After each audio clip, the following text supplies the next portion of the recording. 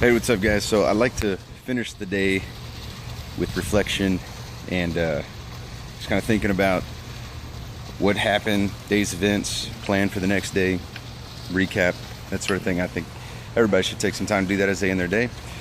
But as I'm sitting here thinking, there was a situation that I had as a sales call with somebody who was trying to sell me something, and actually I had inquired. It wasn't like they were cold calling me or anything like that. I inquired about the service, and then they scheduled the time with me, had the initial call, and then they scheduled me with the closer, if you will, to close me on the deal, which I had already been on a free trial, already imported thousands of contacts into this thing, and it's pretty well sold. I just wanted to see if they could do what I needed them to do in order to move forward right now. Otherwise, it's going to be a while until I could hire somebody to implement what I needed done. Anyhow, long story short, had an appointment at 3 p.m. and I was wrapping up another call at 3:03, 90 seconds after the scheduled time. The sales professional, sales rep, whatever you want to call it, I don't know if it's so, I won't discredit the professionalism. I'll just say the sales professional emailed me and said, is there, let me know if this is something that you're interested. If not, I'll just go ahead and close out the file today.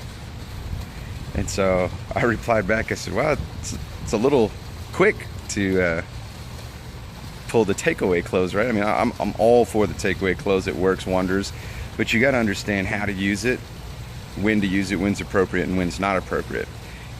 I said, it's rather quick to be using the takeaway close. I mean, it has been 90 seconds since our scheduled time. You might ought to think about what's going on in the prospect's life. So this is the lesson that I want you to extract out of this. I learned this lesson the hard way, unfortunately.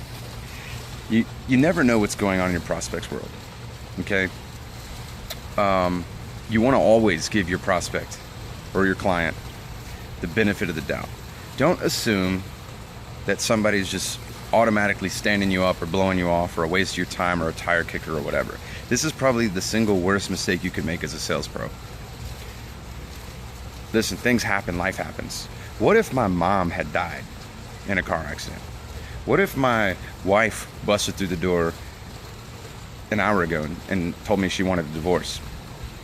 What if my kid broke their leg? What if I was just on the phone with a client of mine and I was running 90 seconds late? Like, there's a million things that could happen in my life, in my world, that supersedes what's going on in your world as a sales professional.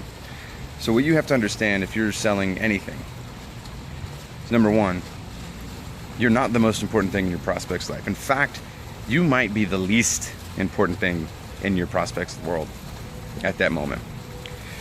Number two is, you don't know what's going on in their life. So for you to assume that they have a characteristic that is of tire kicking or time wasting or whatnot is probably a surefire way to kill the deal. In this particular instance, it was. There's plenty of other options for me to take. So give your prospect the benefit of the doubt. A great way to approach the situation would be, hey, look, I know things come up, and at least wait a couple hours. Things come up, I know you're busy, and I totally respect that. We did have a scheduled time. Unfortunately, we weren't able to reach you. So I would like to have an opportunity to reschedule things when the time is right for you. Period. End of story. Do not assume that your prospect is blowing you off, or they will blow you off.